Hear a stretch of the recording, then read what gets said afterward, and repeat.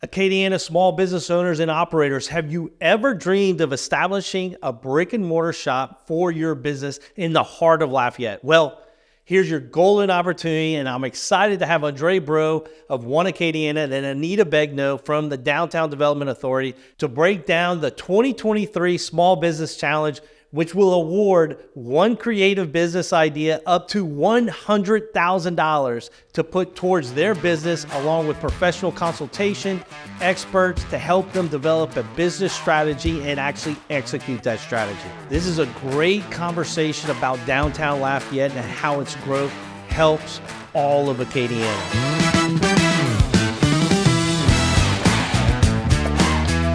As always, such a great time when I get to see both of you guys. Thank you all so much for being here, taking time out of your day. And I mean, dude, there's so much going on downtown, in the last 6 months, and we got so much on the books. Yeah. Let's really dive in and talk about, let's start with downtown first, because I know we're here. We're going to be talking about the Small Business Challenge, but before we get into that, Anita, what's been happening downtown? Jim, thank you so much for having us. And Andre, thank you for inviting me to tag along to talk to you guys about great things happening downtown.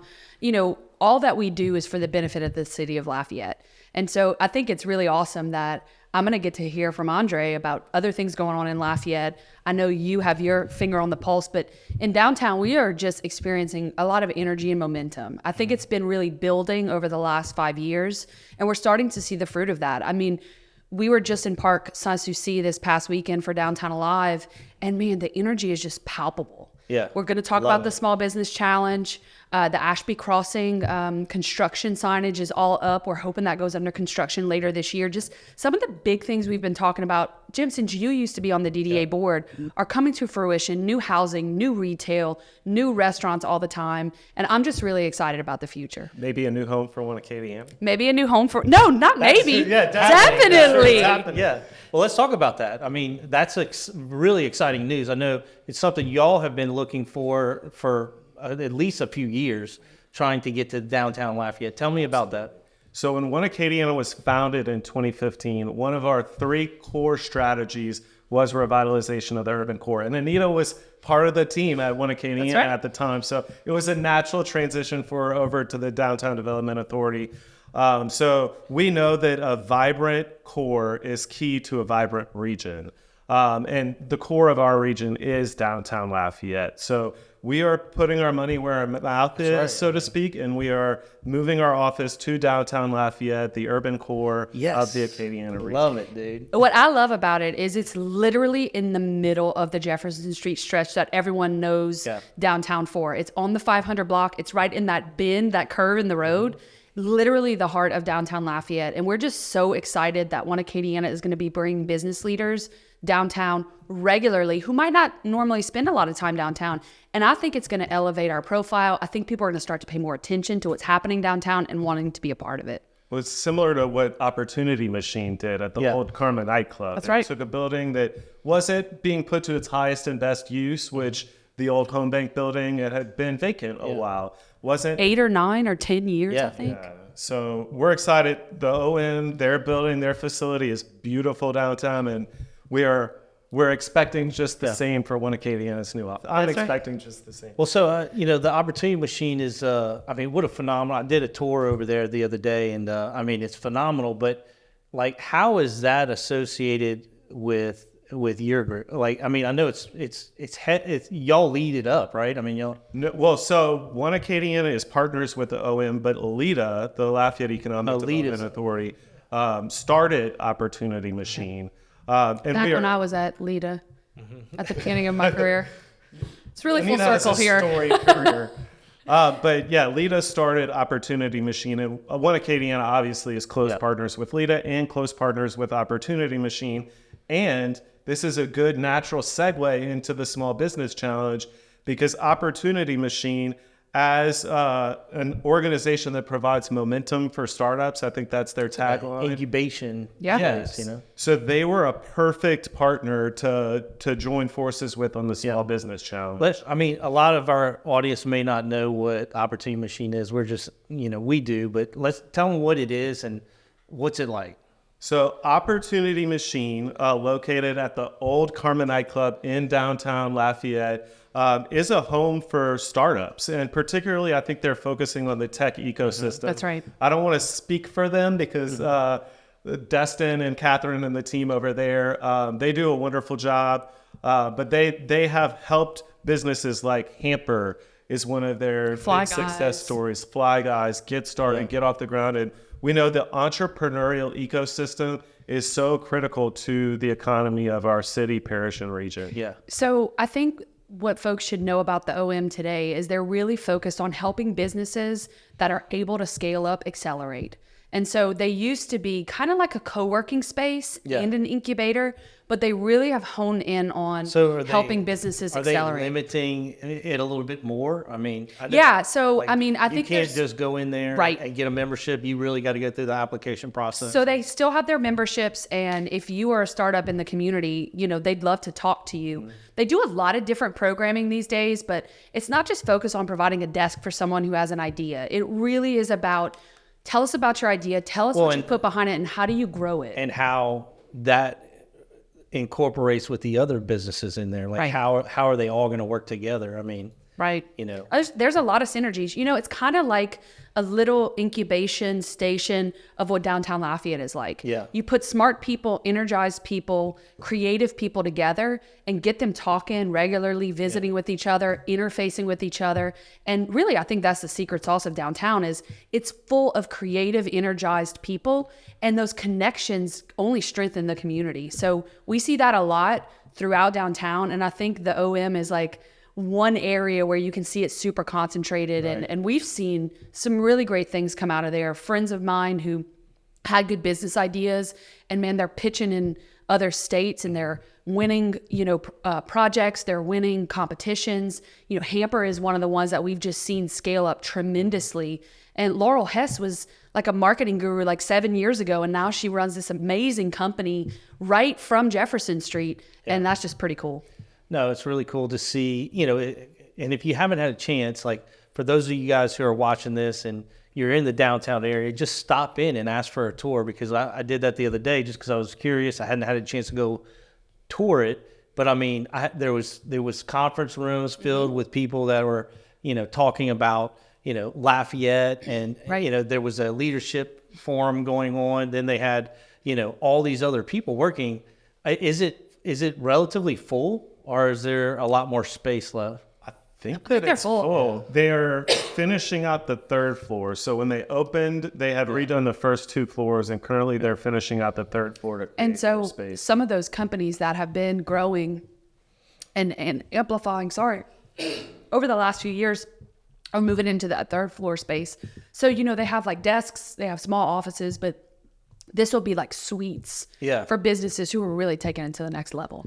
Well, I mean, we're going to be talking a lot about the Small Business Challenge, and I'm just so excited to see, One Acadiana finally make that move and transition. When is that going to happen?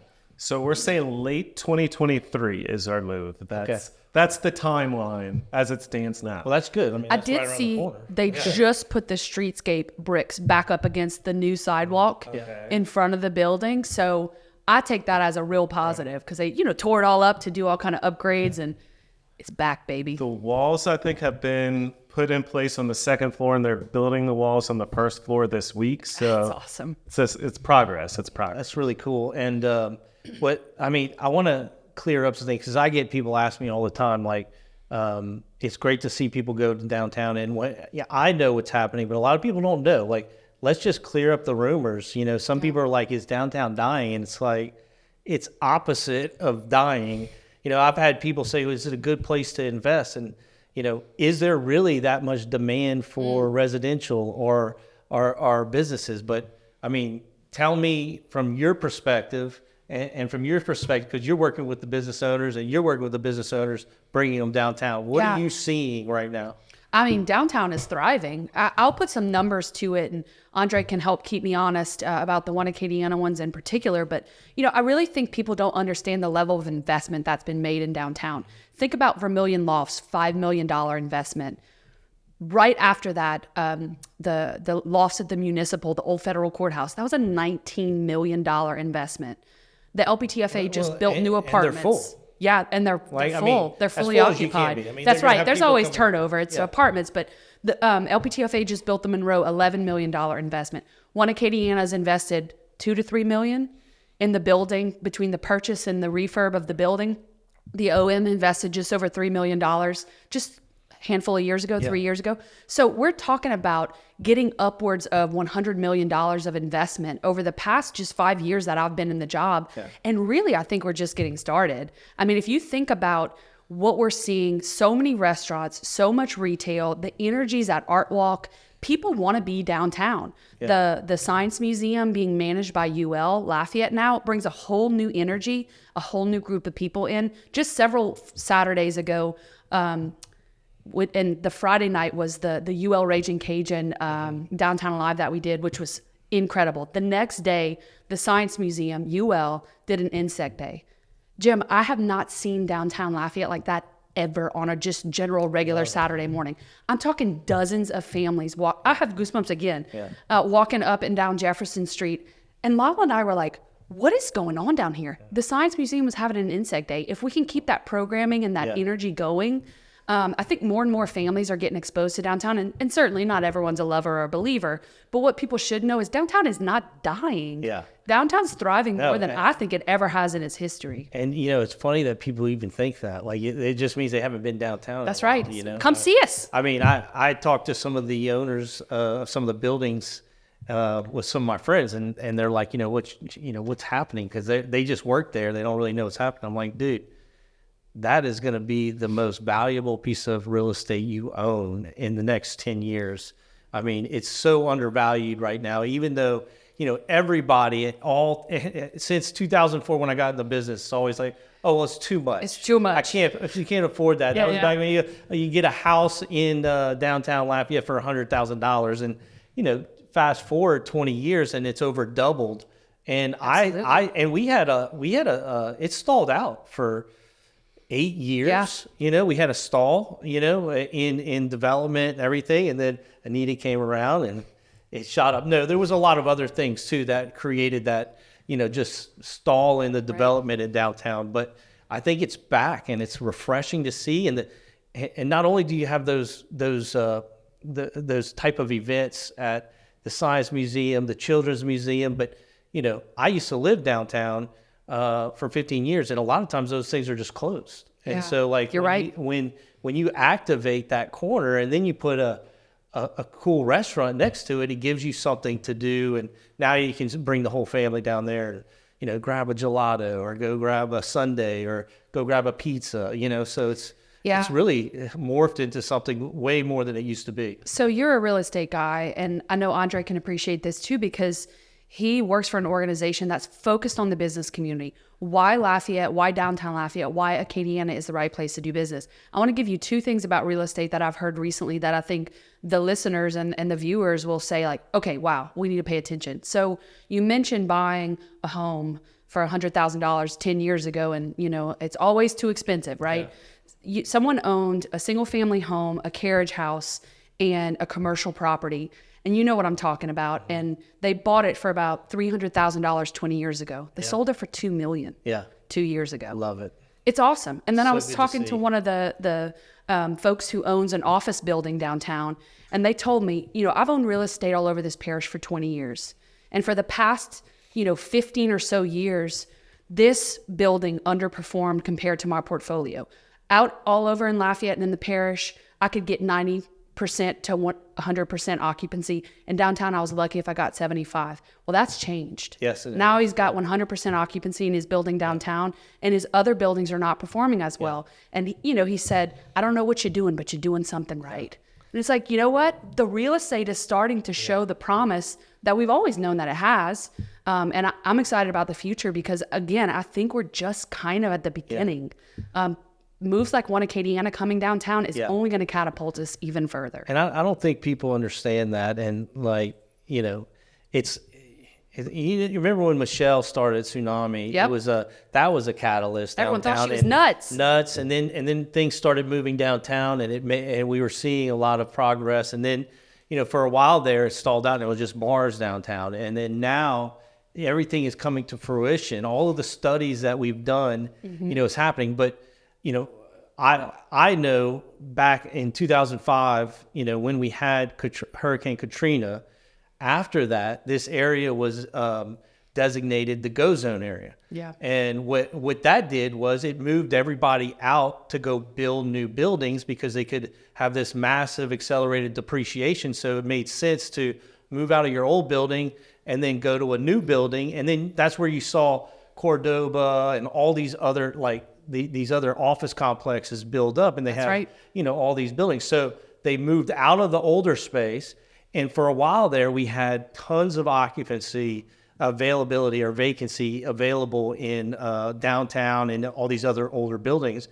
But we're absolutely seeing that shift. I can just a few. There's still space downtown. Like we still have office space, but it's limited. It's not nearly as open as it used to be. You know what I mean? Yeah. You used to have full floors and stuff you can get. Now you really got to be strategic. You got to know like who's moving out in order to get bigger spaces. And if you want to, there seems to be always executive office spaces that could be used. Sure. And the character in the buildings. Like we have a building, I can't wait till it's leased up, the old Calcor building. Yes. Michelle's got that up for a lease. Spot. I mean, it's super, super cool. I mean, brick walls, a balcony looking over Jefferson. I mean, things like Pamplona that. literally next door. Literally next door. Where are you going to get that?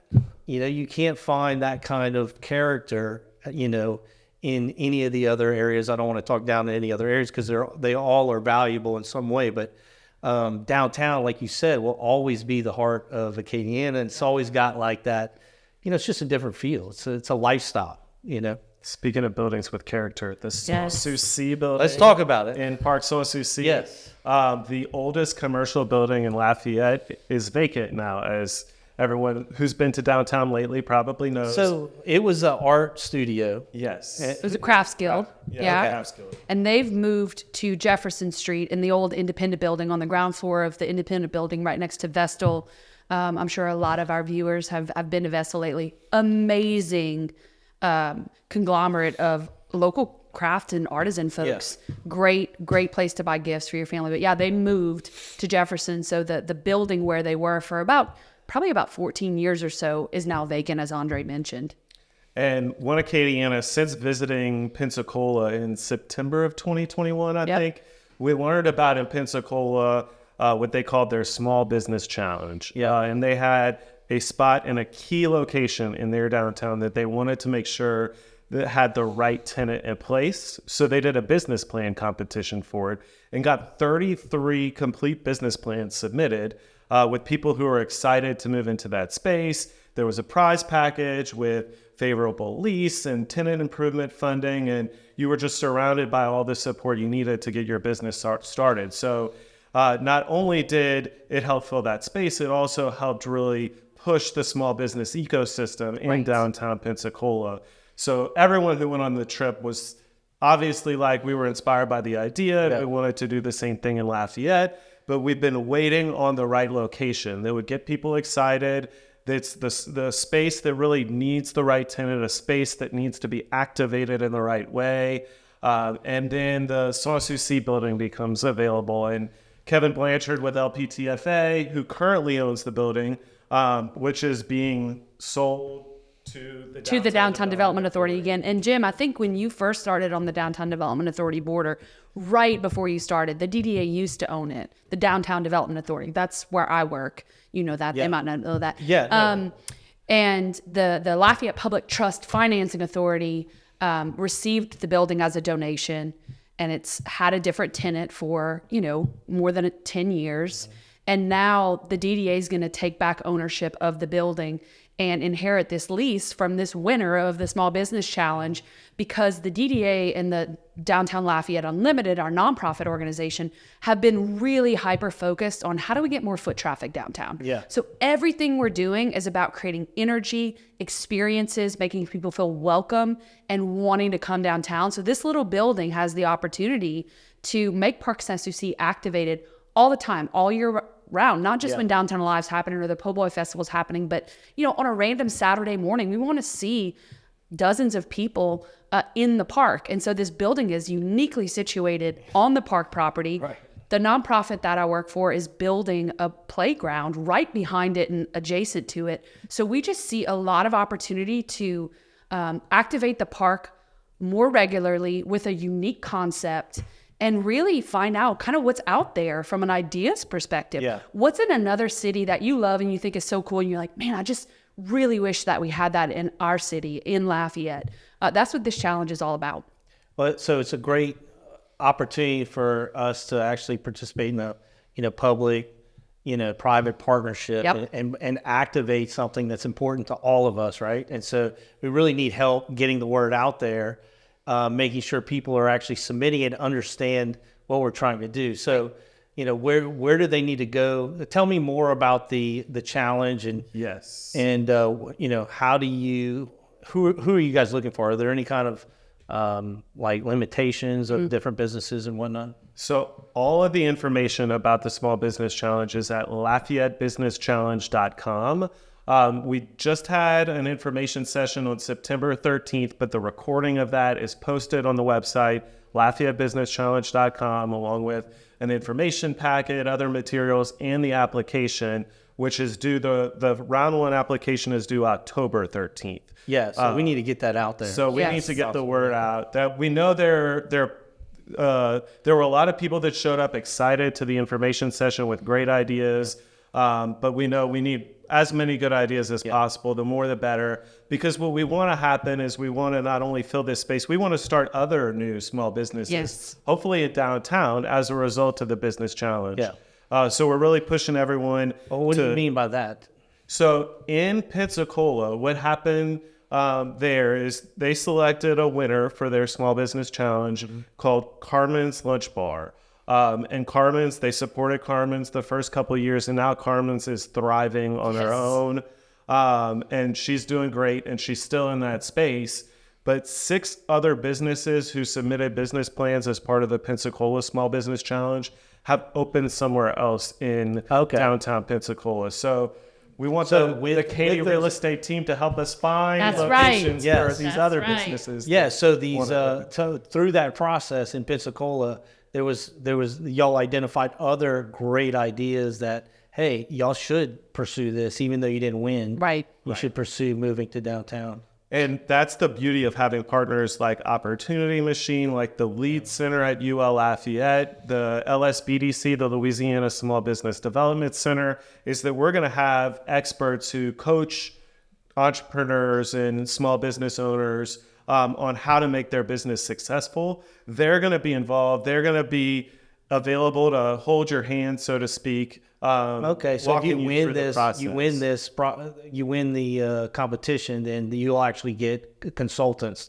who are going to help you set up, whether it's your website or your point of sale system or. Because we know some people that are interested in applying, they may already have another business in downtown Lafayette or somewhere else in Lafayette, and they may have gone through that process of starting their business before. But we have vendors from the Muckus Park Farmers Market who are interested in having their own space and see this as an opportunity for them. We have others who have food trucks that may be interested in their own food and beverage location in downtown Lafayette. And we have some people that may have never started a business at all before, but have this great idea and this passion and see this as the right opportunity to take that next step in their own career and their own journey. So we want to make sure wherever you're at in terms of your experience with business ownership, that we're going to provide all the support you need to be successfy. That's amazing. So what are the limitations? Like, obviously you don't want a real estate company right there because that's not going to bring any value to the community. You know? Why don't you take this So one? I'll take this one, and then Andre can add on if he has anything he thinks would be helpful. So the point is to bring foot traffic to the park. Right. The point is to bring people to downtown for an experience that they can't get anywhere else. So the business idea is really important.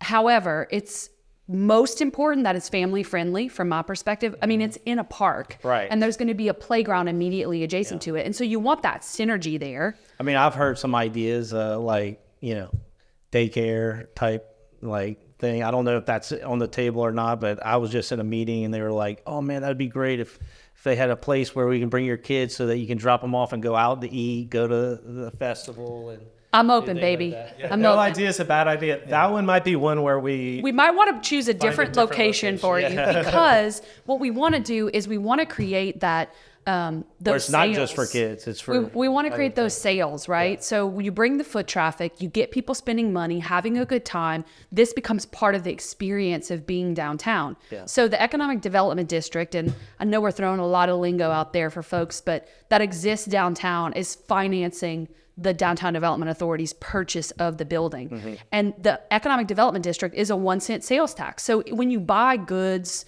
and things downtown, a cup of coffee, a sandwich, you're paying an extra penny, and we're putting that into a kitty to be able to do improvements downtown. We're putting that in. It's not a kitty. It's like more strategic than that. We're putting that into an account, I was trying to say. But what's great about it is it's designated for downtown Correct. infrastructure. It's designated and for public downtown public improvements. projects and Correct. stuff. So it's not going into some general fund. Correct. That you're never going It's to see back from specific downtown. for downtown. And so we want to make sure that this business is reinvesting back into the economic development district because it is generating sales.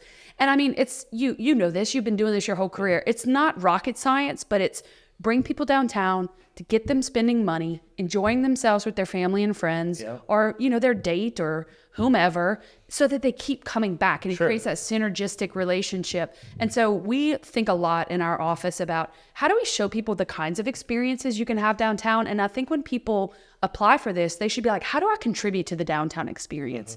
What can I offer to people that it's going to be memorable and they're going to want to come out and be repeat customers, and make this a part of their lives? And speaking of the Economic Development District, one thing that the Economic Development District has agreed to pay for is a new outdoor deck that is ADA accessible. So thinking about downtown in the back, on the side. On the side. side, okay. Yeah. And so speaking about downtown experiences, one thing that I think we envision that the business would propose, and you're actually asked in the application, how would you activate the new outdoor seating space? Because we want there to be families sitting outside with their kids with eyes on the park and all this visible activity that we can see. Think about enjoying something, whatever it is, a snow cone, a beer, a sandwich, an ice cream cone, whatever it is, while your kids are playing on the playground, while a show is happening on the stage for Downtown Alive. It really is meant to be an indoor-outdoor room. So Andre talked about that outdoor deck. I'm so glad you did, because that's an extra value to the person who's going to win the competition. That's square footage that you can program that you're not paying lease for. But think about it. You're at the Little Red House at the corner of Taylor Street and Vermilion, across from French Press. Immediately behind and on the side of it will be the playground. And then you'll have that outdoor seating that kind of flows to create this huge outdoor room, really, for the park. And then you've got the Ashby Crossing development happening. I mentioned you've got French Press, Wild Child Wines, Agave immediately adjacent to the park. There's Children's Museum and Science Museum on the other side. We really can have all the sides activated, people moving back and forth through the park, like you see in bigger cities that we aspire to be like. So we really see this as an opportunity to take the park to the next level. So what do they actually win if you win the competition? So that's a great question. And if the lease wasn't good enough to the building, if the coaching you get isn't good enough, if the new outdoor seating area isn't good enough, One Acadiana, through our investors in One Acadiana, is contributing $100,000 to award a tenant improvement package. Damn, dude. We buried the lead here a little bit. There's a $100,000 prize, which could be used for tenant improvements. It's 1,200 square feet of indoor space, which is it's older space. It has character. It has character. It needs some work, but the LPTFA, the Lafayette Public Trust Financing Authority, has really stable. They've invested in stabilizing the building. They're going to be putting a little bit more money into making sure that the building is structurally sound, so that the tenant improvement package can be used for a racetrack or whatever. Elevate whatever your needs are specifically for your business. And so we don't want to pigeonhole people into like how you need to spend the $100,000. It's on the table. You have to obviously show that you're going to spend it toward your business, but maybe for you that looks like improvements inside. If it's going to be a food and bev use, there's going to be more extensive things that need to be done to the building. It didn't have that use before. Sure. It could be toward rent abatement, and you say, look, I can't pay market rate just yet. Give me 3 years, so let's utilize some of the prize money to abate some of the rent, or all of the rent for the first year. Or for marketing, you talked about website earlier, social media, having a professional help you stand those things up. The FF&E that you need for the business, the chairs that go on the outdoor deck, the promotions so that people know you exist. All of that can be used from the $100,000 prize. And we think that's going to give someone who has a really good idea, whether or not they have 5 businesses or they've never opened up one before, a leg up so they can just focus on being really successful and not, all the headaches that come with starting a business.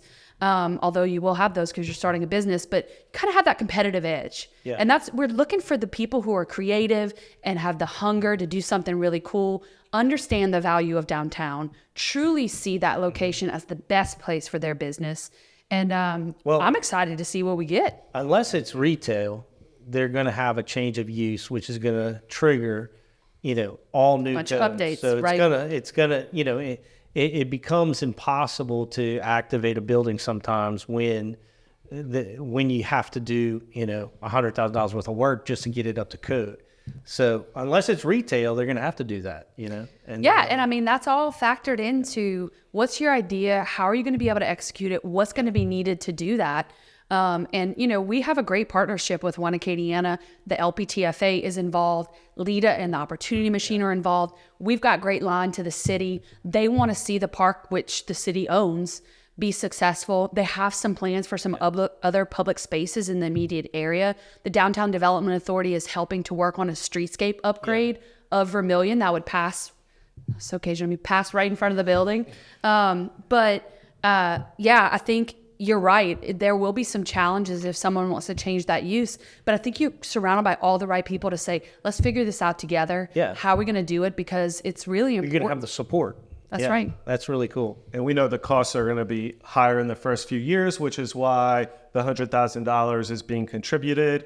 And why some of that money may be used to help abate the rent for the first year, maybe into the second and third year. But we want by that 4th year, and this was true in Pensacola, for that tenant to be successful enough to be paying a market rate lease. Which, that's the idea. It's not like you're not handing them over something. Like that's something that as a landowner you would do anyway to try to help. It's not, it's an amazing opportunity, but it's not like you're taking away the competitive edge of the other business owners in town. No. You know what I mean? Like, it's Everybody's really about activating that whole corner so that you bring more traffic, so that more people are eating, at French Press or that's exactly Wild Child Ride Wine, or going to, for a bike ride or rent a scooter or everything else, Yeah.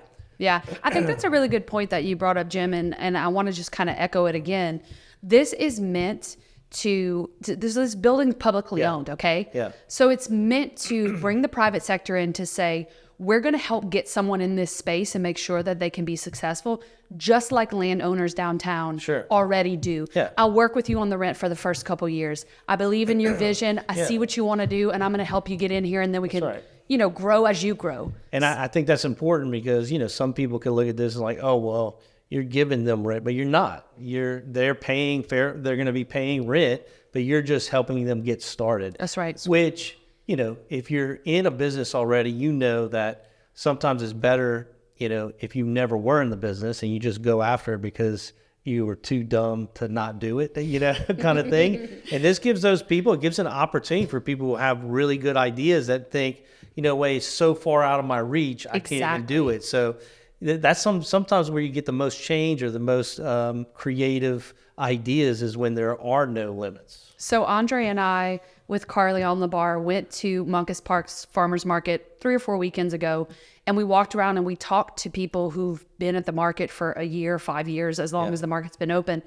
And it was really cool because these people all have really great ideas, and they work so hard on those Saturday mornings, and then they're trying to figure out how they make it all work through the week and where they need to be. And they were like, wait a second, when we buried the lead again. But when we told them about the $100,000 prize, you could see they were like, wait, I could maybe do this. Yeah. They've thought about it before. Maybe they've wanted it, but they just didn't know how they were going to make it work. It just didn't make sense in their heads, or maybe they just didn't feel that level of motivation to make it happen. But something like this is energizing for people who have great ideas, but they just don't quite know how to get from that booth in the farmer's market to this really great little building in downtown Lafayette. And this gives them that path forward. Was it the tamale shop where so we were good. talking to the lady, and her daughter, a little girl, heard us mention $100,000 prize, and she jumped up and she said, "Mom, we got to do this. We have to participate," she said. It was so great. That's awesome. So did you get a lot of people that were did. interested over there? Yeah. And Those guys work their butts off. They do. And They it was do. really fun to see. You could see the Wheels turning in their head. Like, oh man, I could maybe do this. This is how I would do it. And they started asking us really good questions. And, one of them, back to your point about upgrading a building for use, was like, well, wait, I actually am in a commissary kitchen over here. I wouldn't need to put a full kitchen. I would just need to put this, and this to be able to serve food. I could still make my product over here, but I could just sell it. And that's what they're because That's doing. where the foot traffic is, right? So And a lot of those people are doing that. That's right. They're not cooking out there. A lot of them, they're That's right. bringing it out there. But we want that creativity to be brought to this competition. Then the information session we had on September 13th. Afterwards, it was raining that night. It hasn't rained much, but it was raining that night. But we still had 30 people walk from Opportunity, or drive from Opportunity Machine to the Sans Souci building because they wanted to see the space. Yep. Yeah. And Kevin Blanchard with LPTFA gave a tour of the space, walked everyone around, answered questions about the building. And as folks were walking around, they were asking more good questions. Their wheels were turning. Could I do this with this space? Could we rearrange the building this way? So it is so exciting to see the creativity that people have, and the ideas and the passion that they want to bring to this space. And we know that there are others out there that just haven't heard about this yet. Right. And that's why we're super grateful that you're helping us spread the word. Absolutely, man. We're gonna blow it out. And man. look, I'm not a judge, but I am the organization who will be inheriting the lease. So I have thoughts about this, and I want to share with folks our vision for downtown Lafayette as an office of DDA and DLU staff, and how we see downtown. So we think there are 4 unique things about downtown. It's full of local businesses. It's highly walkable. You're going to have a great experience, and it's a place where everybody feels welcome. And a lot of places in Lafayette, although they may be cool, don't have those 4 things combined. Yeah. Walkable, full of local businesses. You're going to have an experience, and you will feel welcome there because there's just so many different people gathering. Your 4 uniques. Our 4 uniques. It's supposed to be 3, but we cheated and we did 4. And then we talk about our promise, our guarantee as an office of what we wake up every day trying to do. And it's, we bring people downtown. Right. And so this competition is a way to embody those 4 things and bring people downtown. And so if you're wondering, does my idea make sense? Should I apply? And you can check those boxes. I mean, that's what we're looking for, more and more and more of that. We want to keep layering downtown as our residential population grows. Where are they going to want to spend time? What use can we put there to where they feel like, man, that's in my front yard. I live in the coolest place in the world. Yeah. That's what we're trying to achieve. Well, I mean, you're on the way. That's really great news. We really need everybody's help to try to get you guys to find your friends, your family, people that you may know that sell something or has a great idea, and just encourage them to apply.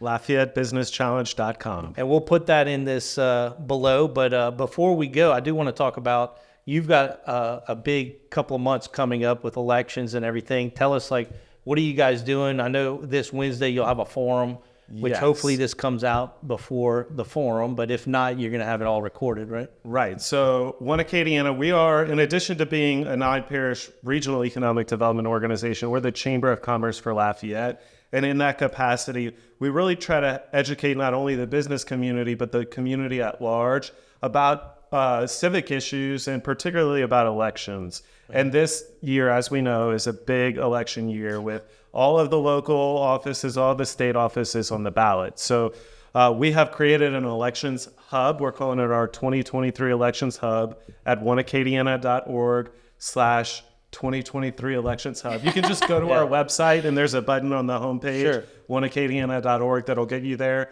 But you'll find more information, ballot guides about state and local elections. You'll find our candidate conversation series, which is a video series we've done interviewing candidates for city council, parish council, school board, and assessor. And you'll also find information about our upcoming.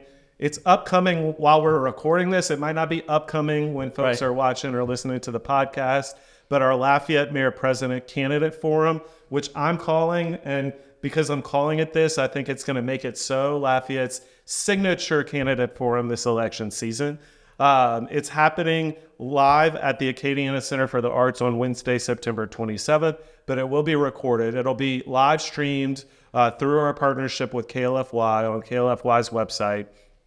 And then that recording will continue to live on past September 27th through the election. So as folks are preparing to go into the ballot and they want to learn more about our mayor president candidates, we're going to have an hour-long forum, and most of it will be Jeopardy style, so it will be fun and engaging, I think, for folks to watch or to attend in person, where you're really going to get to learn more about Josh Guillory, about Monique Blanco-Boulay, about Jan Swift. All 3 candidates are going to be participating, and we have policy issue-driven questions that we're going to be asking all of them, or that they're going to choose from our Jeopardy board. Okay. So it'll be fun. So do they have to respond with a question too, or they don't? They don't have to respond in the form of the question. We do have a couple daily doubles. So we have adopted some little elements from the TV game show, but we're not making them respond in the form of I'm keeping my fingers crossed that there's a downtown daily double where we can hear from all 3 candidates about something related to downtown. We'll see. Fun. I'm not going to reveal any of the questions, but we I are going to have ask something said that about a forum, but it does sound fun. It is. It's fun. One Acadia has been doing Jeopardy style forums back since my time. Since I started at One Acadiana, I wonder where the idea might have come from. That's right. It's this guy. So tell me more about the hub. So is it? Yes. It's not just to look at this forum, but it's also like to find out like anything that you have questions about what you're going to be voting on. You could go there to get that information, right? Absolutely. So the first thing we posted when it went live, we did one-pagers with all of the candidates in our region who are running for state office, so legislative seats. And then if you want to know who all the candidates for governor and attorney general and those statewide elected positions are, we have those on a one-pager. There's a lot. And then we have a one-pager with all, for those in Lafayette Parish, since we're the Chamber of Commerce for Lafayette, we have a one-pager with all of the parish council, city council, school board candidates, assessor candidates, mayor president candidates. So you can just look at all the candidates who are running in one place. Then you can take that Lafayette Parish candidate one-pager and you can use that to navigate our candidate conversations video series. So of the city council, parish council, and school board and assessor candidates, there are 41 individuals running for one of those offices. We invited all 41 to participate in our candidate conversation series, and we currently have recorded video interviews with 35 of them.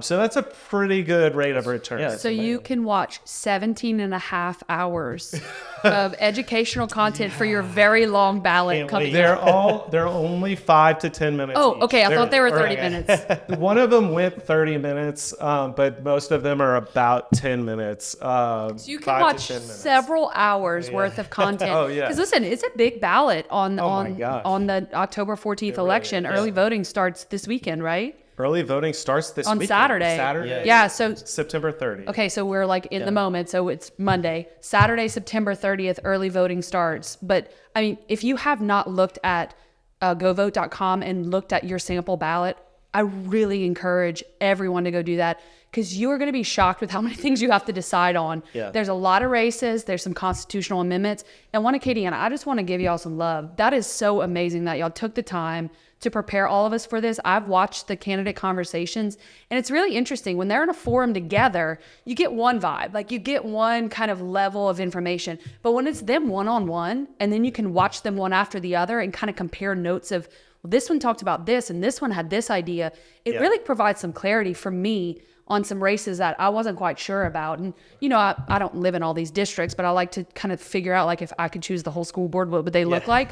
And I mean, I think it's really good civic engagement, and I appreciate y'all doing that. And there are some races too where we interviewed the candidates, and I'm like, wow, we have really good candidates for office. So it was great to get to meet everyone through the video series. It was myself and my colleague, Keaty McGivney, who were doing the interviews, and Keely shared the series with her mom, and her mom has watched all 35 of them. So Anita talked about the few hours of your time. We should She just was so interview excited. her. Yeah, Just get the summary. Right. If you want to know who to vote for, call Keely's mom, because she's watched all of the interviews. I think what we could do is just load it all, the transcriptions up to ChatGPT. I knew you were going to say that. Just give me like the summary. ChatGPT, I'm looking for someone who is thoughtful, loves downtown, and thinks Lafayette's the best. Who do I vote for? We tried to get Zoom to transcribe them, but Zoom wouldn't do it for us. Well, ChatGPT maybe will. ChatGPT will. That's a good idea. For those of you who know those hacks, let us know.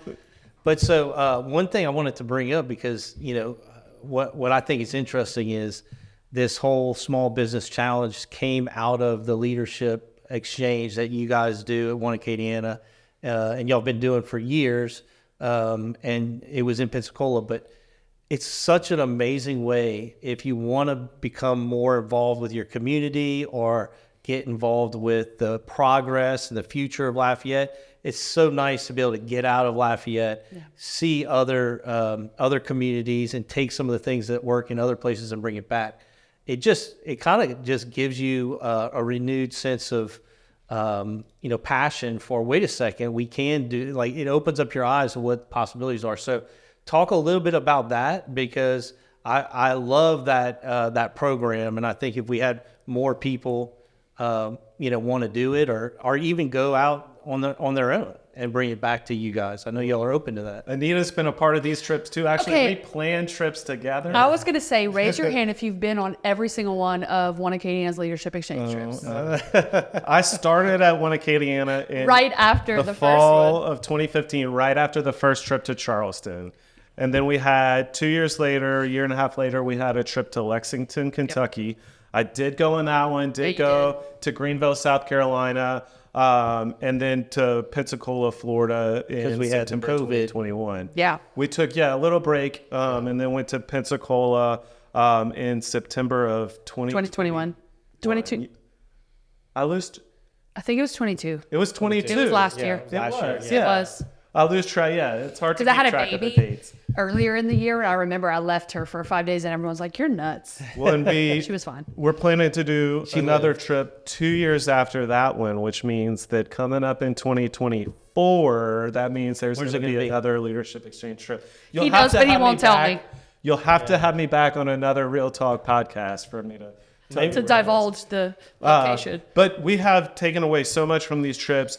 It's not just getting to learn from another community and from leaders in another community. It's leaders from our community getting to learn from each other, Exactly. getting fired up when they come back. And there are things that come out of these trips that we don't even hear about as One Acadiana. I know we had folks from Youngsville and Scott go on trips, and they're like, we did this public-private partnership because of the session y'all had on the Greenville trip about public-private partnerships. Yeah. And that inspired us, and we came back and that trip actually influenced something we're doing in the city of Scott or the city of Youngsville. And to hear that, I'm like, wow, we are making a difference. One of the highlights, though, especially the past 2 trips, has been the focus on downtown, the downtowns in those cities, and how those downtowns have been key to their success. Sure. We saw that in Greenville at a really large scale. Yes. And then we saw that again in Pensacola. They're a little closer to us in terms of where they've been and where they are now. We've actually had folks come back from Pensacola. I think a lot of folks in our community are not familiar with Quint Studer, who's a business leader and philanthropist in Pensacola. He's visited here.